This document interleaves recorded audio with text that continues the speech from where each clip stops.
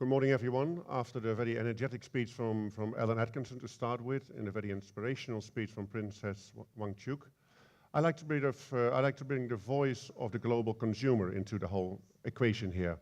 So I'd like to present you the results of a global survey which we did about purpose early this year in 25 countries, something we've been doing for the past 15 years around the world. I work for GlobeScan, and we are a global research consultancy headquartered in Canada, but we're also based in Hong Kong, where the head of the practice. And we work with sustainable brands, and which we are our partner as well for this conference. So what we'd like to discuss today is why the world needs a new purpose. And in fact, it's not why the world needs a new purpose, what the world thinks about this purpose. Because we all talk about purpose here today, but do people understand actually what purpose means? Do they have the same idea with the equation of purpose, the definition of purpose as we do? So I'm going to show you the insights of some global research around the world. So first, I think we talk about inspirations today, the princess before us, but also we will see a lot of inspirations in the next couple of talks. I think one of the inspirational ones is, of course, Martin Luther King in his Washington address in the 60s. I think if you think about purpose, he says here, life's most persistent and urgent question is, what are you doing for others? So maybe that's already a good starting point for purpose. And I'm going to show you a few more purpose ideas in this presentation. But actually, what do people think about purpose? What has triggered the search for purpose? Why are we talking about purpose today? And that's why we'd like to see, actually, in every country around the world, 25,000 people, we ask this sense, what do you think about purpose? And how much do you trust institutions who have a purpose as the main definition? Talk about trust. I think trust came a few times in the previous presentation already, and trust will come quite a few times in the next presentation, because trust actually is in a very low demand nowadays. If you think about trust, and we ask people around the world, how much do you trust several institutions? Now just think about the elections, what you see around the world. Think about the trust or mistrust people have in politicians. What you see here in this chart is trust minus negative trust. So it's a net trust. So the people who have a negative trust are on the left-hand side of the vertical axis, and the positive trust on the right-hand side. So if you see a positive trust here, that's a good sign. And as you can see here, academic institutions are always being acknowledged by the general public having a high trust, from Nobel Prize winners to universities to academics. NGOs, and I think many of you here work for NGOs, so that's a good point well. People do trust NGOs, so you are a good force for change, and people trust you in this force for change. The foundations are good, the United Nations, we mentioned a few times, have a reasonably high trust. But then if you go to national companies and governments, the trust becomes a lot lower. And especially global corporations have a very low level of trust. And actually, this is to a certain extent discerning. It means that it will be difficult for us, if you work for a corporation, to be bold in changing the world. Ellen talked earlier about we have to change the world, but change is very much based on trust. If you don't trust anybody, you're not open for change. So one of the key questions for every organization needs to be how to build trust and make connections with the citizens and with the stakeholders in order to be able to change the things which are actually critical for our survival. Let's move a bit further on. Another reason for talking trust about purpose comes from our tracking surveys. And if you look to this chart here, we've been tracking this for the past 15 years. So the results I'm showing here are from studies around the world for almost 2 decades now. And we've been asking the citizens, the population, it's the general public, do you support regulations for companies to become a better good for the world, so companies better contribute to society? And you can see here, there's a growing trend upwards. Yeah, so the people expect companies to be successful in trust. And actually, you can also argue in this climate of low trust and high frustrations, there is a need for us to re-engage people going forward. We will have done, in fact of that, a poor job in engaging consumers in sustainability and corporate responsibility. And we have to get better, because otherwise we're not going to make progress in this whole sense. If people don't trust organizations and they don't follow this, it will be difficult to follow that. So what do we need to do? What do we need to look at? Now, one of the things is examples, and actually corporate examples. So we look at as we call it, corporate torchbearers. Now here, a famous torchbearer, he just passed away unfortunately a few months ago, Muhammad Ali. But a torchbearer is somebody who leads or inspires others towards a more valued goal. Yeah? And actually, if you think about, and Paul Polman was mentioned already in an earlier presentation, he is seen as one of the corporate torchbearers of the world. So we need to understand some of the reasons why we're talking about purpose. So if you think about, what does the public think about purpose? And if you from the public's perspective, we know that the general public, it's important in two ways. First, of course, we need to get them on board to move our agenda. If we don't have trust, if people don't understand the purpose or don't follow us, it's difficult to make a change. But also, let's not forget, the consumers are our clients, our consumers. For all of those who work for corporations, we need the consumers to be on board to change matters, but also to making sure that companies are that people believe a company and willing their goods and products. So to get this, and this is I have to really read out, because we have to define purpose and translate it and keep it very simple. Because if you ask people, ask your neighbor, ask yourself, what do you mean by purpose? And we're asking this to people around the world. So we define purpose in a following very simple way. And we asked people in our interviews. We defined purpose as making a positive difference in society to products, services, and operations. So it's a very simple way, but we believe it's meaningful for respondents, for customers. It's making a positive difference in society through products, services, and operations. So we asked this question to the people, as I said, around the world. So just to see where we did this survey, it's really a global survey. We asked 1,000 people in every country. We do it by face-to-face or by telephone, and we make sure it's representative for all the nations which are incorporated. 25 around the world and 6 here in Asia Pacific. So we have 3 major insights from this survey.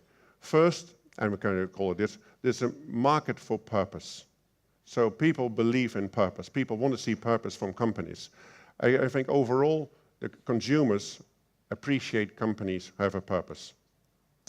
And there's 2 kinds of consumers, 2/3 of people do value purpose. Again, looking at globally, you can say here that 65% of consumers try to support brands that are purposeful. Now, this is not a direct behavior, but at least it's very intentional. When people look at the brands they buy, the services they purchase, when they're in the supermarkets, 2/3 of them are supporting that. And actually in Asia, it's slightly higher, it's 67%, and that's what we see in a lot of global surveys. Asian consumers are even more positive about purpose, about responsibility, corporate responsibility, than consumers all over the world.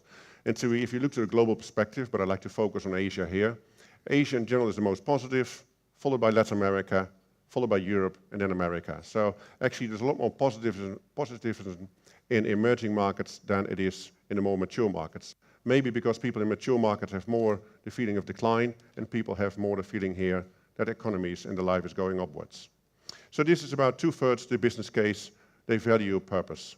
And if you think about that, actually there's quite a few companies now officially stating that purpose, or let's say going beyond the shareholders. Again, Unilever does not report quarterly results anymore, which I think every company should do, or not do anymore, so just annual results. Also here, one of those torchbearers, Andre Nooy, is the blind pursuit of profit at all costs is untenable. It's essential we make money after all. But after all, the communities who suffer from company restrictions, companies' actions, the returns are not sustainable. And of course, we just have to think about the banking sector as one of those examples. I think we saw Wells Fargo just a few months ago. So many examples of companies who basically are not taking the community into account when they take their actions, when they make a profit. That's insight 1, so there is a market for purpose. Insight number 2 here, that purpose drives trust. And here I have to use a little bit of, let's call it academics. I have to explain a bit how it works. If you look to this matrix, and we often as consultants we use matrices, basically if you look to the horizontal axis, it's from your left to the right, it's the performance of companies, how you do good and how you can do better. It's on a 5-point scale. So here you see the scale from 3.1 to 3.7. And on the vertical axis, it's about what's important, so what consumers think is important. And we also all the elements here which are important for what companies should do to deliver a contribution to society. So it's about creating jobs, of course, high quality products at a fair price. It's being environmental friendly. And you can see the whole list, all the elements, how companies can have a positive force for change, a positive actually contribution. We've been doing this for many years, but we added a few years ago having a corporate purpose. Because together with sustainable brands, we put the whole thing about purpose higher on the corporate agenda and higher amongst the public. And these are the results. You can see here that basically you can see what's being regarded important. You can see on this chart that being honest and open is one of the most important things that companies should have. Yeah? The public expects companies to be open and honest. That's the most important rating. At the same time, it's that where companies are poorest at. Companies are not easy to disclose what they're doing. And that's one of the reasons sometimes that companies are also not keen to being too open about sustainability, because they're easily being accused of greenwashing or called it purpose washing. What you see here, that purpose actually, it's relatively in a good spot, because creating jobs and being innovative, it's what companies do well, but it's relatively seen as being almost as a given by companies, by the public. But having a corporate purpose is something which is important, and companies doing reasonably good about it. So that's something companies can further leverage when they go about. Clearly defining your purpose and why you exist, what you do, and communicating clearly to the public is definitely well regarded.